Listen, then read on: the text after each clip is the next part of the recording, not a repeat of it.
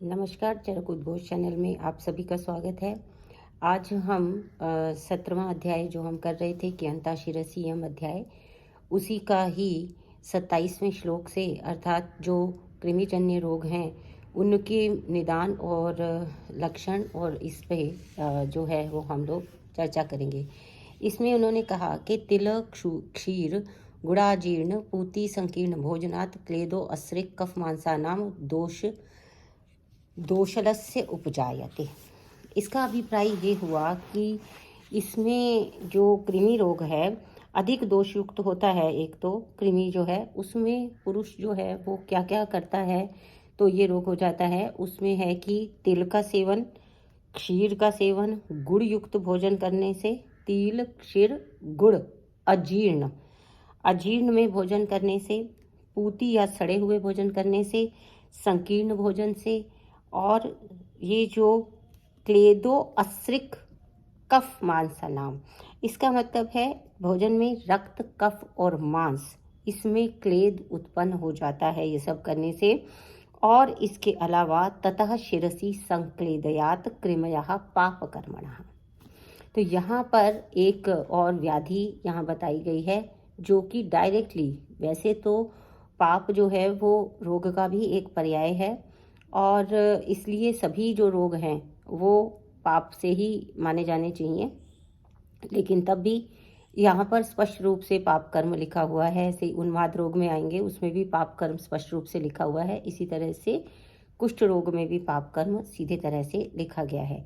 तो इन सब जो भोजन को करने से और पाप कर्म करने से जो शिरो रोग है, वो कौन सा शिरो रोग हो जाता है? कृमि युक्त जो है वो कृमिजन्य शिरो रोग हो जाता है। और ये जो रोग है इसमें विभत्स लक्षणम, इसके अंदर जो है वो लक्षण कैसे होते हैं? विभत्स होते हैं। ये किसी भी प्रकार के ये जो मेनिंजाइटिस है या फिर अदर इन्फेक्शंस हैं, ब्रेन पैरेन्काइमा के इन्फेक्शंस हैं, किसी भी प्रकार के ट्यूमर्स हैं जो कि जहाँ के पस फॉर्मेशन हो जाती है तो वहाँ पर जो है वो एब्सेस है कोई, तो ये सब जो वो होता है तो विभत्स लक्षण उत्पन्न होते हैं कि अटपटी जो उनकी चेष्टाएं अटपटी हो जाना या आंखें पलट जाना या झाग आना, मतलब इस तरीके के जो विभत्स लक्षण होते हैं जिनको देखकर डर लगता है, इस प्रकार के लक्षण वहाँ पे आने लगते हैं।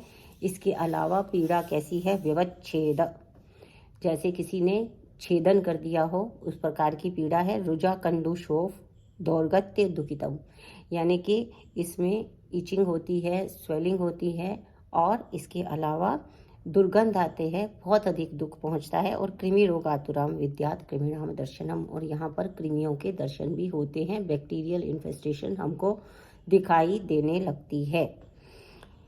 अब इसके जो लक्षण है ये बता दिए और इसके बाद में जो है यहाँ पर शिरो रोग को समाप्त करते हुए कि उन्होंने शिरो रोग के विषय में बताया और उसके बाद जो प्रारंभ किया उन्होंने हृदय रोग को, क्योंकि यहाँ पर जो है मेजर ऑर्गन्स, हालांकि कि अंतःशिरसीय नाम जो दिया गया था उसके अनुसार इसमें शिरो रोगों पर चर्चा होनी थी, लेकिन क्योंकि ये वाइटल ऑर्गन्स हैं जो शिर है और हृदय हैं, तो इसीलिए वो जो एक तरह से कंटेक्स्ट चल रहा था वाइटल ऑर्गन्स का, तो उसी में ही आगे जो है उन्होंने हृदय के विषय में बताना प्रारंभ कर दिया। तो शोको उपवास व्यायाम रुक्ष शुष्काल्प भोजनई वायुराविश्य हृदयम जनयति उत्तमाम रुजम। क्या करते हैं यहाँ? सबसे पहले जो वातिक हृदय रोग है उसके विषय में बता रहे हैं कि जब शोक हो अत्यधिक या उपवास हो या व्यायाम करता हो या रुक्ष सेवन करता हो या फिर अल्प भोजन करता हो, तो ऐसे में क्या होता है कि जो वायु है वो उसमें वायुर आविश्य हृदयम, वायु जो है वो हृदय में प्रविष्ट हो जाती है और बहुत अधिक रुजाम जनयति उत्तमाम रुजम, यानी कि बहुत प्रबल रुजा जो है उसको उत्पन्न करती है। वेपथु वेष्टनम स्तंभः प्रमोहा शून्यता दरा हृदय वात आतुरे रूपम जीर्णे च अत्यर्थ वेदना। इसमें इन्होंने कहा कि वातज हृदय रोग में वेपथु का मतलब होता है कपकपी होना। वेष्टन, ऐसा लगता है लपेटने किसी पीड़ा, जैसे किसी को लपेट दिया गया हो, बांध दिया गया हो। स्तंभ, जड़ता। और मूर्छा, शून्यता, दर यानी कि जो है वो दारणवत पीड़ा भी होती है। और कुछ जो वैद्य हैं वो उसमें ये भी कहते हैं कि दर यानी कि जो ये मर्मर्स डेवलप होते हैं हृदय में, हमें मालूम है, तो वो जो मर्मर्स हैं उसको भी दर से यहाँ पर कहा गया है, ये लक्षण होते हैं और इनके जीर्ण हो जाने पर ये अत्यधिक वेदनाकारक होते हैं। और इसके बाद उन्होंने बताया पित्त का, उष्ण अम्ल लवणक्षार कटुका जीर्ण भोजनई मध्य क्रोधातपैश्च आशु हृदय पित्तम प्रकुप्यति। यानी कि ये उष्ण अम्ल लवण क्षार कटु अजीर्ण ऐसे सब भोजन करने से, मद्यपान करने से, क्रोध करने से और इन सब से जो है वो हृदय में पित्त जो है वो प्रकोपित हो जाता है। ठीक है, उस सब में हृदय जो है वो प्रकोपित हो जाता है और उसके कारण ही जो है ये तृष्णा मूर्छा, इसमें क्या होता है, सॉरी, हृददाहस तिक्ता वक्त्रे तिक्त अम्लोद्गीर्णम क्लमः तृष्णा मूर्छा भ्रमा स्वेदा पित्त हृदरोग लक्षणम। इस प्रकार से पित्त दूषित हुआ और पित्त जो हृदरोग होता है उसके क्या लक्षण आ जाते हैं, हृदय में दाह की प्रतीति होती है, तिक्तता, ठीक है, तिक्तता वक्त्रे, मुंह में ऐसे लगता है मुंह कड़वा हो जाता है, तिक्त अम्ल उद्गीर्ण यानी कि जो उद्गार आते हैं, जो डकार आते हैं वो कैसे होते हैं, कड़वे और अम्ल डकार आने लगते हैं। इसमें तृष्णा मूर्छा भ्रम, ठीक है, स्वेद पित्त हृदरोग के लक्षण हैं। फिर है अत्यादानम गुरु स्निग्धम अचिंतनम अचेष्टनम निद्रा सुखम च अभ्यधिकम कफ हृदरोग कारणम। अत्यादानम यानी जो है गुरु स्निग्ध पदार्थों का जो है अधिक भोजन करना, किसी भी प्रकार की चिंता नहीं करना, किसी भी प्रकार की चेष्टा नहीं करना और अत्यधिक निद्रा सुख से हृदय कफ रोग यहाँ पर होते हैं। और इसके लक्षण भी फिर आगे बताए उन्होंने, कहा कि इसमें लक्षण क्या होते हैं, तंद्रा अरुचि परितस्य भवति अश्म आवृतम यथा हेतु लक्षण संसर्गात उच्यते सान्निपातिकः। यहाँ पर क्या है कि हृदय में जो कफ हृदय रोग है उसमें क्या क्या लक्षण आ रहे हैं, सुप्तम स्तिमितम भारिकम, यानी वहाँ पे ऐसा लगता है जैसे वो एरिया जो है, वो प्रदेश जो है वो सो गया है, सुप्तिवत, स्तिमित यानी कि एकदम स्तंभित, गीले कपड़े से बांध देने जैसा। तंद्रा होती है जिसमें ना निद्रा है ना निद्रा नहीं है, एकदम मोहग्रस्त है, तंद्रा में है। अरुचि उत्पन्न होती है और भवती अश्मावृतम यथा, अश्मावृतम जैसे पत्थर से किसी ने पत्थर रख दिया हो हृदय के ऊपर, इस प्रकार का जो है वो अनुभव करता है। तो ये जो अश्मावृत है इसको आप अंडरलाइन करके याद रख सकते हैं, ये आपके एमसीक्यूज के लिए पूछा जा सकता है। उसके बाद त्रिदोषज में वो क्या कहते हैं कि हेतु लक्षण संसर्गात उच्यते सन्निपातिका, जो भी तीनों दोषों के जो लक्षण यहाँ पर बताए गए हैं उन सभी का एक साथ आ जाने को सन्निपातिक रोग के लक्षण होते हैं। हृदय रोगा कष्टदः कष्ट साध्य उक्तो महर्षि भी, महर्षि क्या कहते हैं कि जो हृदय रोग होते हैं वो कष्ट साध्य, कष्ट देने वाले होते हैं और कष्ट से ही ठीक होते हैं। त्रिदोषे तु हृदरोगे यो दुरात्मा निषेवते तिलक्षूर गुड़ादीनी ग्रंथिस्तस्य उपजायते। अब इसमें उन्होंने आगे बताया कि त्रिदोषज हृदय रोग का निदान, सभी रोगों के निदान और लक्षण मिलके उसमें सब करते हैं।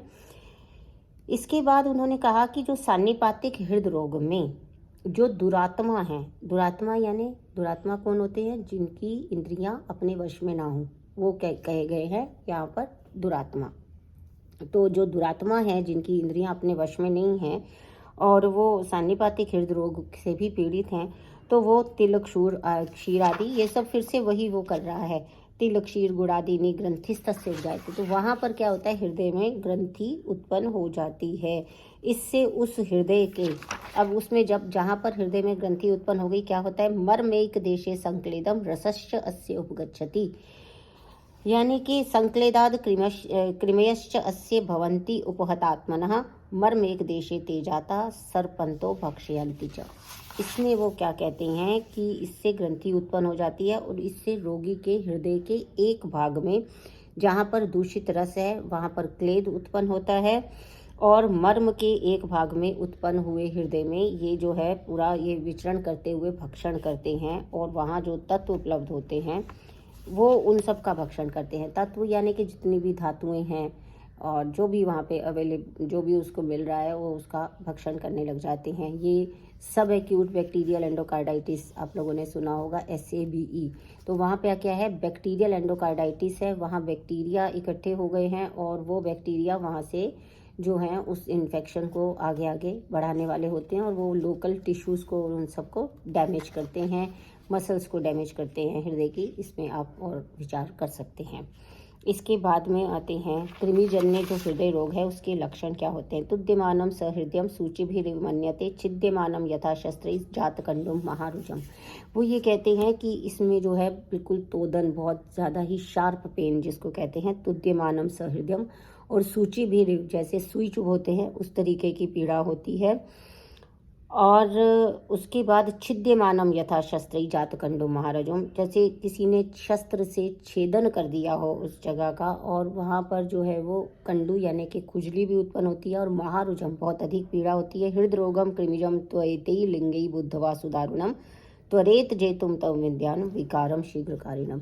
ये जो विकार है इसको शीघ्रकारी यानी कि इसको जो है वो एक तरीके से इमरजेंसी सिचुएशन है और इसमें अति पीड़ा युक्त में सुदारुण है, कठिनतम जानकर, शीघ्रकारी इसको जानकर इसका विकार जो है वो हृदय रोग को विद्वान जीतने की शीघ्रता करे, क्योंकि ये जो अवस्था उत्पन्न हुई है ये आत्यायिक अवस्था यहाँ पर उत्पन्न हो गई है। अब इसके अंदर जो है इसमें यहाँ पर बताया है कि अगला जो क्वेश्चन यहाँ पर पूछा गया था, जो चैप्टर के प्रारंभ में मैंने आपको बताया था कि क्या क्या प्रश्न पूछे गए थे, तो उसके बाद जो प्रश्न पूछा गया वो दोषों के मान के अनुसार कितनी व्याधियाँ होती हैं, तो उसका उत्तर देते हुए उन्होंने अब यहाँ पे अगले क्वेश्चन का उत्तर दिया कि द्वय उल्वणई षट स्युहीन मध्याधिकैश्च षट समैश्च एको विकारास्ते सन्निपातस्त्रयोदशा। तो इसमें दोषों के मान के अनुसार 62 जो व्याधियां हैं वो होती हैं। 13 प्रकार के सन्निपात होते हैं, 2 प्रधानता से, एक की प्रधानता से 6 सन्निपात, हीन मध्य और अधिक भेद से 6 प्रकार के, और इसी तरह से बढ़े हुए सन्निपात का 1 प्रकार। इस प्रकार कुल 13 प्रकार के सन्निपातज व्याधियां होती हैं। और द्वंद्वज के जो है संसर्गे नवषट तेभ्ये एक वृद्ध्या समस्त्रये पृथक त्रयश्च तैर्विद्धि व्याधया पंचविंशति तथा वृद्धैस्तथा क्षीणदोषैः स्यु पंचविंशति वृद्धि क्षय कृतश्च अन्यो विकल्प उपदेक्ष्यते वृद्धिरेकस्य समता च एकस्य एकैकस्य संक्षया द्वंद्व वृद्धि क्षयश्चैके एकस्य वृद्धि द्वयोक्षया। ये सब जो है यहाँ पर आपको कम्बिनेशन परम्यूटेशन के विषय में बताया गया है कि जो द्वंद्वज होंगे उसमें 9 और पृथक करके 3 भेद, क्षीण में जो है वो 25 भेद, वृद्धि और क्षय से जो है कई प्रकार के विकल्प जो है यहाँ पर प्रस्तुत किए गए हैं। तो इस सब को मैं जो है वो बहुत अधिक डिटेल में नहीं जा रही हूँ, क्योंकि ये कम्बिनेशन परम्यूटेशंस जो हैं वो आप अपने आप बना सकते हैं। 62 हैं वो, एक की वृद्धि, एक का क्षय, फिर कोई मध्य, एक का मध्य वृद्धि है, एक की उत्तम वृद्धि है, एक की क्षीण कम वृद्धि है। इस तरीके से करते करते कम्बिनेशन परम्यूटेशन करते करते ये 62 व्याधियाँ यहाँ पर जो हैं वो बता दी गई हैं। तो इसके बाद जो है आज हम इतना ही रखेंगे, इसको आप थोड़ा सा पढ़िए, क्योंकि इसके बाद जो एक विषय यहाँ पर आने वाला है वो एक महत्वपूर्ण विषय है कि किस तरीके से जो दोष है वो एक स्थान से दूसरे स्थान पे चला जाता है, और इसको जो इस सिद्धांत को भी जो है वो हम समझने का प्रयास करेंगे अगली बार। तब तक के लिए आप इसको इतना ही पढ़िए और फिर मिलते हैं आपसे नेक्स्ट लेक्चर में।